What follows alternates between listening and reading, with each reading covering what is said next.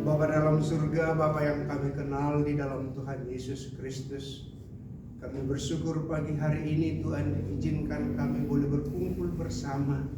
Sebelum memulai aktivitas kami mau mendengarkan kebenaran firman Tuhan sebagai makanan rohani kami. Karena itu Tuhan, Engkau kuasai hati dan pikiran kami supaya kami sungguh mengerti dan memahami.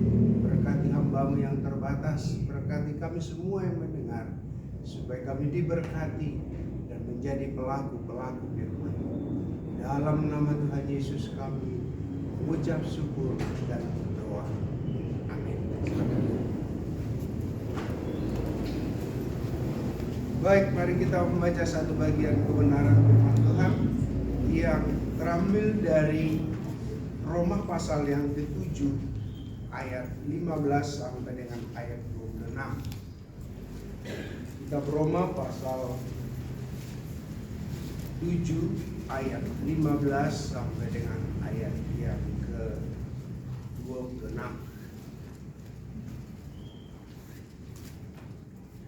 Kalau sudah ditemukan, kita akan baca secara responsoria. Saya akan baca ayat 15, Bapak Ibu Saudara, ayat 16 dan seterusnya. Sebab apa yang aku perbuat aku tidak tahu, karena bukan apa yang aku kehendaki yang aku perbuat, tetapi apa yang aku benci itulah yang aku perbuat. Jadi jika aku berbuat apa yang tidak aku kehendaki, aku menyetujui bahwa hukum Allah itu baik. Kalau demikian, bukan aku lagi yang memperbuatnya, tetapi dosa yang ada di dalam aku.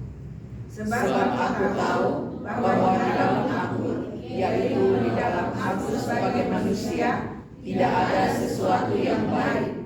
Sebab kehendak memang ada di dalam aku, tetapi bukan hal berbuat apa yang baik. Sebab bukan apa yang baik aku kehendaki, yaitu yang baik yang aku perbuat, melainkan apa yang tidak aku kehendaki, yaitu yang jahat yang aku perbuat.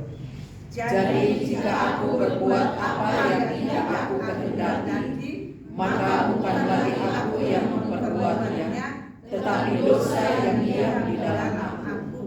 Demikianlah aku dapati hukum ini: jika aku menghendaki berbuat apa yang baik, yang jahat itu ada padaku. Sebab di dalam batinku aku suka akan hukum Allah, Tetapi di dalam anggota-anggota tubuhku aku melihat hukum lain yang berjuang melawan hukum akal budi dan membuat aku menjadi tawanan hukum dosa yang ada di dalam anggota-anggota tubuhku. aku manusia yang celaka. Siapakah yang akan melepaskan aku dari tubuh maut ini? Syukur kepada Allah oleh Yesus Kristus Tuhan kita. Jadi dengan akal budiku aku melayani hukum Allah, tetapi dengan tubuh insaniku aku melayani hukum dosa. Iya, sedemikian jauh pembacaan firman Tuhan untuk kita pada pagi hari ini. Bapak Ibu Saudara, kalau mungkin ibadah di gereja Ekstadis secara khusus yang ada di Sumatera Utara, yang aliran Lutheran, maka sudah mendengarkan firman Tuhan ini. Karena ini HKBP, HKI, GKI, BNKB dan seterusnya, ini yang menjadi khotbah kemarin. Iya, saya kasih tema yaitu mencintai hukum Allah. Mencintai hukum Allah. Saudara-saudara yang saya kasih dalam Tuhan Yesus, kalau kita coba simak dan perhatikan kebenaran firman Tuhan ini, sepertinya muncul sebuah pertentangan, kan? Karena yang dia benci itu yang dia lakukan. Dia berpikir ini justru yang jahat dia lakukan. Semua itu dia bilang justru karena apa? Dosa, dosa, dosa. Saudara, Paulus sedang mencoba memaparkan kepada jemaat yang ada di Roma yang notabene orang-orang Yahudi pada saat itu yang betul-betul bicara dan mengunggulkan hukum Taurat. Sehingga dalam pasal 7 itu dia mau bicara di awal bicara tentang hakikat hukum Taurat, keunggulan hukum Taurat. Baru di bagian ayat 15 ketidakmampuan daripada hukum Taurat itu. Artinya hukum Taurat itu tidak bisa membebaskan seseorang dari lumpur dosa. Hukum Taurat itu tidak bisa membebaskan seseorang dari karakter dosa. Justru Paulus katakan dengan memahami kebenaran hukum Taurat itu, dia mengerti apa yang disebut dengan dosa. Maka kesimpulannya dia katakan di sini ayat 25 atau 24. Dia bilang, aku manusia celaka. Siapakah yang melepaskan aku?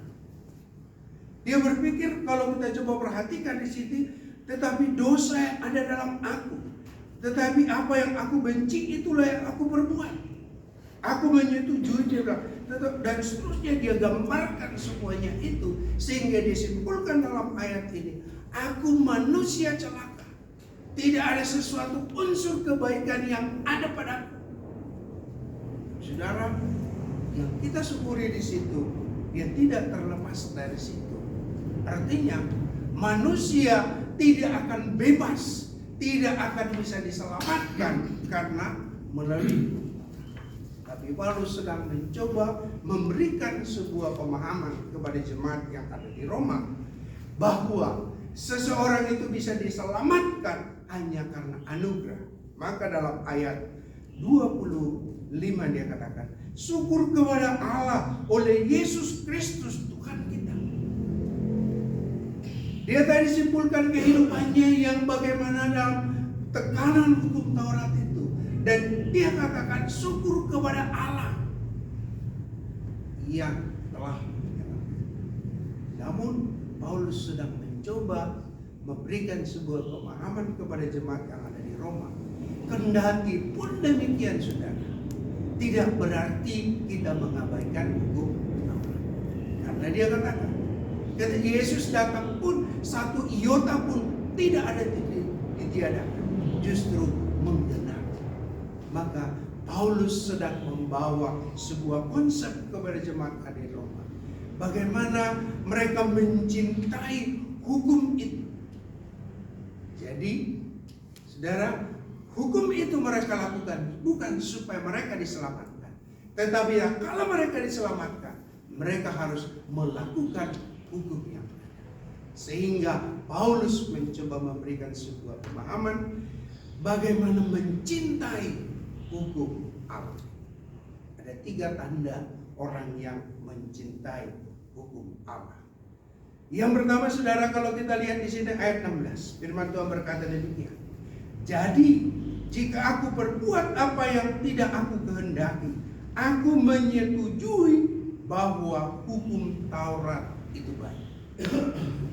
Yang pertama, dia setuju bahwa hukum Taurat itu baik. Saudara-saudara, hukum Taurat yang Tuhan berikan itu jelas dari Tuhan. Itu menjadi pedoman. Maka Paulus katakan itu rohani dan baik dan betul. Maka dia katakan, aku setuju bahwa hukum Taurat itu baik. Artinya mengarahkan kita sampai kepada sebuah tujuan. Tuhan berikan itu sebagai pedoman.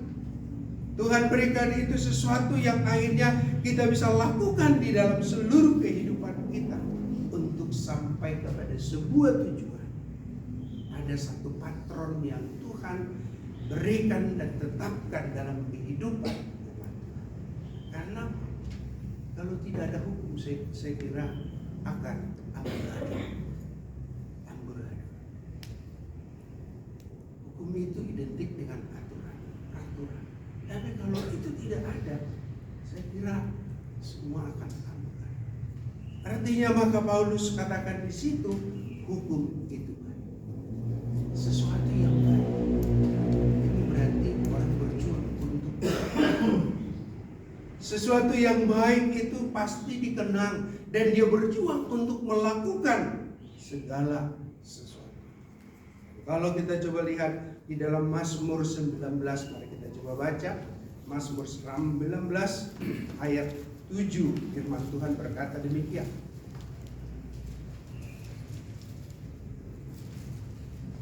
Mazmur 19 ayat 7, firman Tuhan berkata,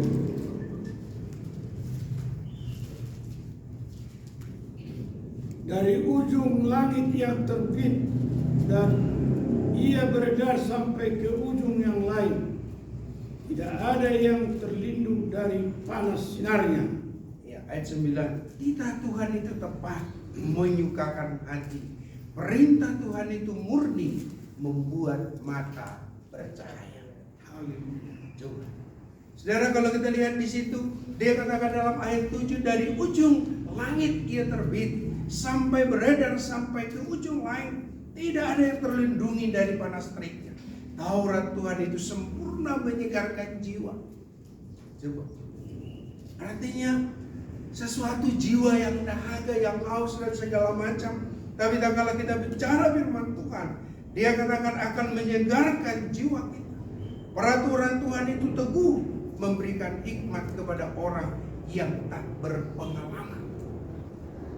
Saudara, ada seorang, ketika saya pelayanan di Palembang, secara khusus daerah Prabu Muli ke dalam, ada seorang bapak, dia berkata begini sama saya. Memang di satu itu masih sedikit jemaat. Dia bilang begini, Om, saya lah orang yang paling hebat di tempat ini, dia bilang. Yang paling pintar, yang hebat dan segala macam, dia bilang. Terus saya bilang, sombong banget dalam hati saya. Terus tapi saya penasaran, kenapa Bapak bilang, namanya Bapak ini, kenapa Bapak bilang Bapak orang yang paling hebat? Dengan saya percaya kepada Tuhan, saya baca Alkitab, saya tahu itu bagaimana sebelum dari zaman dahulu sampai sekarang dan sampai yang akan datang. Bayangkan, dia baca Kejadian kan, mulai dari Adam dia paham, sampai Tuhan Yesus, sampai nanti bagaimana ke depan pun saya tahu nih. Coba tanya orang-orang di sini, saya nggak tahu. Ada yang tahu nggak tentang hal itu? Karena semua masih orang seberang. Dalam hal itu saya bilang, ya, itu tadi memberikan hikmat bagi orang yang tak berpengalaman, membuat mata bercahaya di sini. Dia berpikir, apa yang membuat matanya bercahaya? Dia katakan bahwa setelah dia mati pun masih ada kehidupan yang akan datang. Ada satu jaminan yang Tuhan beri dalam kehidupannya. Itu membuat hatinya terus bercahaya atau terus memuji Tuhan dalam seluruh kehidupan. Saudara yang saya kasih dalam Tuhan Yesus, maka belajarlah untuk apa? Kalau kita melihat ternyata firman Tuhan itu mengarahkan kehidupan. Belum lagi dalam Mazmur 119 ayat 100. Firman-Mu adalah pelita bagi kakiku dan terang bagi jalan. Itu berarti firman Tuhan mengarahkan kehidupan kita. Apa yang harus kita lakukan dalam kehidupan kita tiap-tiap hari. Itu yang pertama. Yang kedua, ayat yang ke-22. Firman Tuhan berkata demikian. Sebab di dalam hati batinku aku suka akan hukum Allah. Tanda yang kedua atau ciri yang kedua adalah suka akan hukum Allah. Saudara-saudara yang saya kasih dalam Tuhan Yesus, suka. Artinya dia sangat rindu untuk apa? Untuk membaca, merenungkan kebenaran firman Tuhan. Sehingga dalam Mazmur 1 dikatakan, berbahagialah orang yang membaca, yang merenungkan siang dan malam. Digambarkan di situ seperti pohon yang ditanam di tepi aliran air, yang selalu berhasil menghasilkan buah berbuah. Artinya saudara, kalau kita lihat di sini bahwa tak kala seseorang sukakan kebenaran firman Tuhan, berarti dia betul-betul untuk apa? Untuk mencari. Saudara-saudara yang saya kasih dalam Tuhan, menjadi perlindungan bagi kita. Di sini dikatakan baik pemazmur maupun Paulus katakan suka akan hukum Tuhan. Berapa waktu yang kita beri untuk membaca kebenaran? 24 jam Tuhan kasih bagi kita waktu. Seorang teolog membagi waktu itu 24 jam itu, dia bilang apa?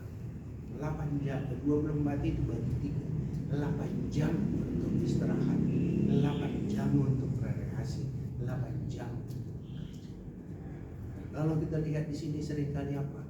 Hal yang seharusnya kita lakukan, dan 8 jam yang tadi itu menyangkut banyak hal yang termasuk hal ibadah dan segala macam. Nah, saudara, kalau itu kita putar, maka bisa berantakan. Dan kalau kita lihat di sini berapa jam yang kita beri waktu untuk bersekutu, membaca firman Tuhan. Saya seringkali berkata begini ke jemaat, kalau kita bertelepon bisa kita berjam-jam. Dari telinga kanan udah panas, pindah ke telinga kiri. Dari posisi berdiri bisa telentang, tidur, rebahan dan segala macam. Kita bisa ngobrol dengan orang lain. Tapi kalau kita ngobrol dengan Tuhan, berapa menit? Berapa waktu yang kita baca? Dulu mungkin masih ada koran yang kita bisa baca seperti Kompas, berjam-jam kita baca, buku-buku kita baca berjam-jam. Tapi berapa jam kita berikan waktu untuk merenungkan kebenaran firman Tuhan yang membuat mata kita bercahaya, yang membuat kita melihat sesuatu yang memberikan sebuah jaminan dalam hidup kita. Artinya bagaimana hukum Tuhan itu menjadi sebuah kesukaan di dalam diri.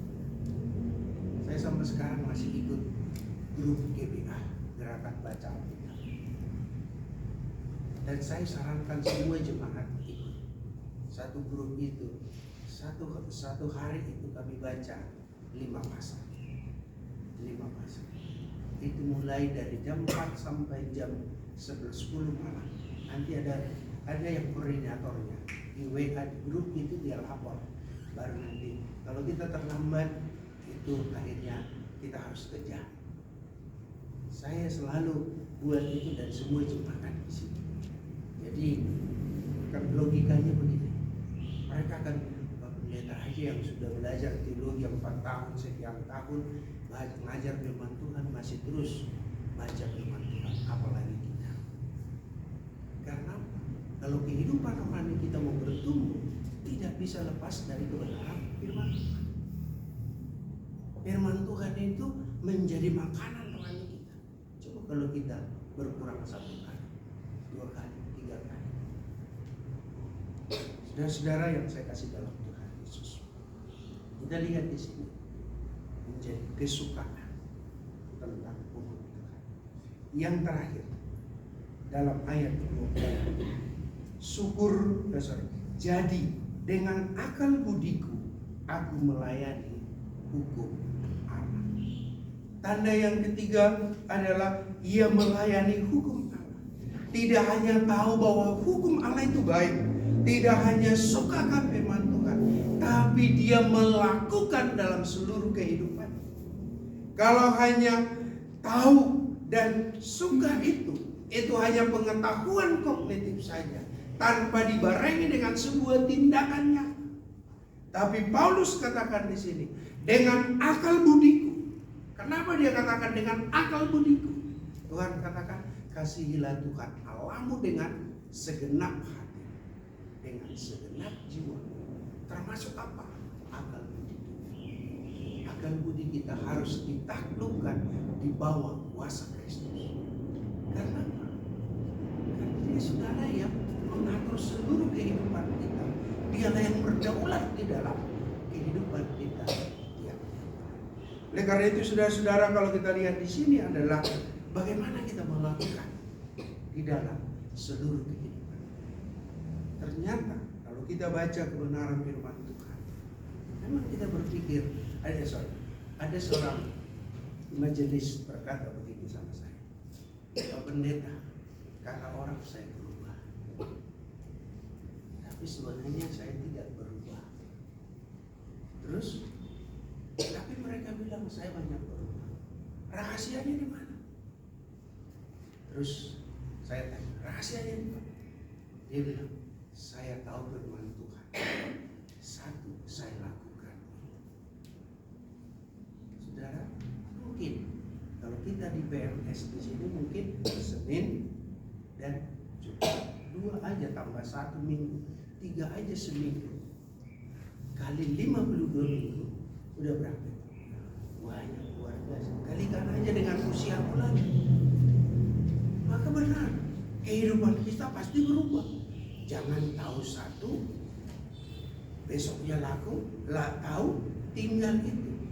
Jadi kita nyanyi seperti lupa. Kuburan itu kan, aku melupakan apa yang di belakangku. Dalam hal tertentu benar, tapi melakukan kebenaran firman Tuhan jangan dilupakan. Harus apa? Ingat kata orang Manado itu. Harus ingat, dan itu kita melakukan di dalam seluruh kehidupan.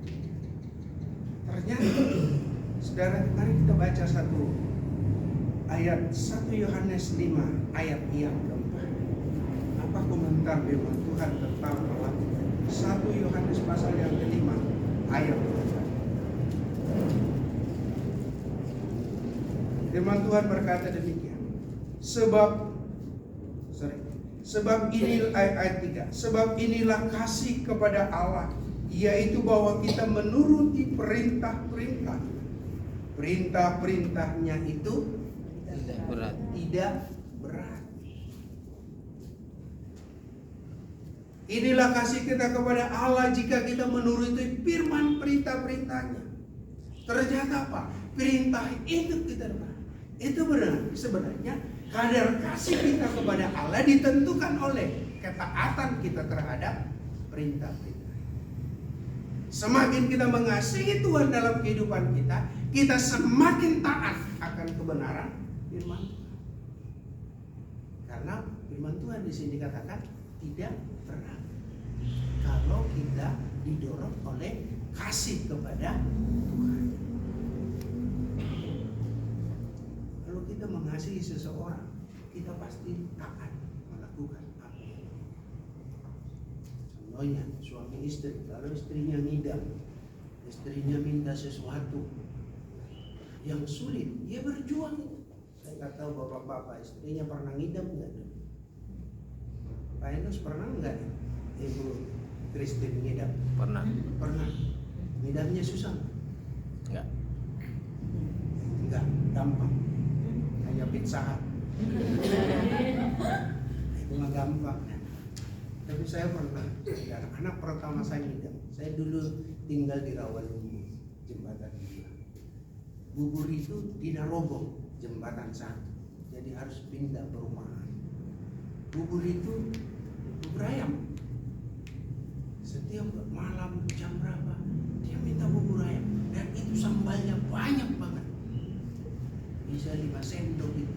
Jadi tukang bubur itu, bang, bubur 1, yang banyak sambalnya ya. Terus dia bilang, istrinya ngidamnya, kok tahu? Ya aneh. Tapi saudara tahu nggak? Saya sampai ke situ muka tembok itu hanya beli bubur dan harus siap dilihat orang, perhatikan di sini. Karena apa? Ingin memuaskan, menyenangkan orang yang kita kasih. Saudara, sama halnya ketaatan terhadap Tuhan. Kalau kita mengasihi ke Tuhan, kita berjuang untuk apa? Melakukan yang didasari oleh kasih. Maka Alkitab katakan perintah-perintahnya itu tidak berat. Kalau kita lakukan dengan kasih kepada Tuhan. Jadi ketaatan kita sangat ditentukan sejauh mana kasih kita kepada Tuhan dalam kehidupan. Saudara-saudara yang saya kasih dalam, Sebagai kesimpulan, mencintai hidup. Ternyata Tuhan mau, Tuhan berikan hukum Allah itu sebagai pedoman dalam kehidupan, sebagai standar yang memang cukup dan itu untuk semua. Saudara, kalau budaya, kalau aturan dan segala macam, coba lihat, itu hanya berlaku, hanya tertentu. Katakanlah ada orang Batak hanya untuk orang Batak, orang Kalimantan, orang Jawa dia tertawa itu. Katakanlah peraturan di IKSM atau peraturan di SAJ itu hanya untuk SAJ, untuk orang BLK dia bilang persetan dengan kalian punya aturan. Tapi saudara, firman Tuhan yang diberikan oleh Allah, hukum Allah ini berlaku untuk semua. Siapapun, latar belakang pendidikan, golongan apapun.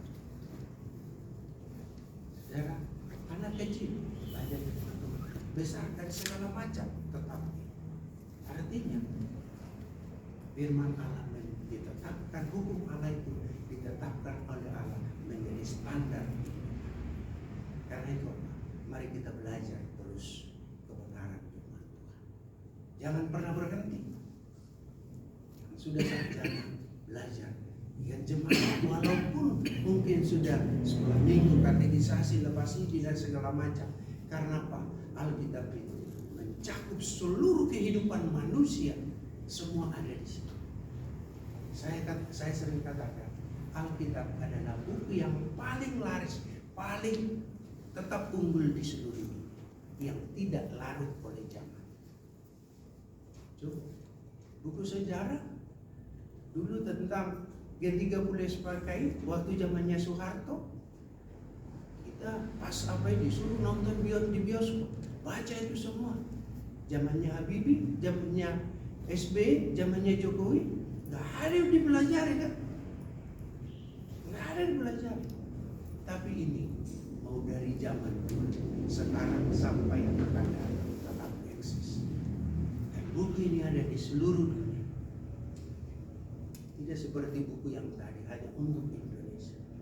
Maka saudara, mari kita bersyukur dan Tuhan memberi pedoman dalam hidup kita.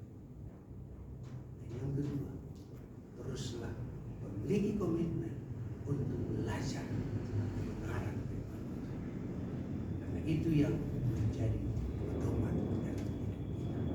Mari kita terus mencintai hukum Allah supaya kehidupan kita terus dibaharui dari hari ke hari, sehingga targetnya adalah menjadi serupa dengan Kristus. Memang tadi yang kubenci itu yang kulakukan, tapi dibilang syukur kepada Allah Yesus Kristus yang telah melepaskan kita semua, dan itu yang membawa kita untuk terus mencintai hukum-hukum Allah. Tuhan Yesus memberkati kita berdoa. Kami bersyukur untuk firman-Mu yang singkat yang kita merenungkan di pagi hari ini. Karena Tuhan terus menolong dan memberkati kami, supaya kami terus mencintai firman, menjadikan firman Allah pedoman dalam hidup. Kala kami melangkah, melakukan segala sesuatunya, biarlah firman Tuhan menguasai hati dan pikiran kami, supaya apa yang kami lakukan sungguh berkenan di hadapan dan Tuhan ditinggikan, dimuliakan. Berkati firman-Mu yang kebenaran. Hamba-Mu sadar dalam penguraian sangat terbatas, tapi biarlah Allah yang tidak terbatas itu memberikan pengertian bagi kami, supaya kami terus merenungkan firman tiap-tiap saat. Di dalam nama